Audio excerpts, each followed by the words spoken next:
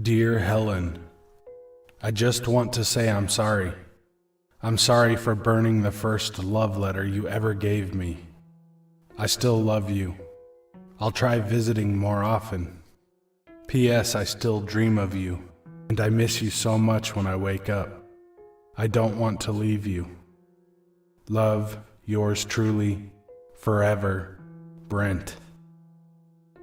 I placed the letter on the foot of her headstone and left teary-eyed. I hid in my hoodie, waiting patiently at the bus stop. I invited the long wait. I needed time to think. I stared ahead, lost in memories. I would periodically look back, beyond the fence, at her headstone. She's lying there, I thought. That's Helen, my girl. Why am I leaving her? I pondered sadly. Then a stern and abrupt answer clarified. She's in the dirt, that's why. The truth hurt. I returned weeks later. I'd always take back a letter and leave a letter, replacing the one Helen read with a new one. However, on that strange day, there was a stack of old dirt-covered envelopes. There was no telling how long ago they were placed there in my absence.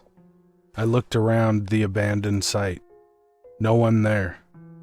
I picked up the letters and opened the first. In utter shock, I read Helen's words right off the page. It posed itself as a response to an old letter I left. I urgently opened the rest to see that they were all responses to my old letters. I didn't know where they came from, but I was vulnerable and willing to accept the possibility of miracles. But there was a grim truth to it all that I was fighting to accept. When the false consolation wore, a simple analysis of the gravesite had shown a simpler explanation. There were indentation marks in the paths of weeds and bushes. The bushes looked as if someone had lay in them. I thought of all the times I'd been secretly watched. The grounds could have belonged to a wandering hobo, I thought. A hobo or some lunatic. Whoever the person, he was the one reading my letters at the gravesite. I can't say what compelled the man to do so. Probably a deranged fascination.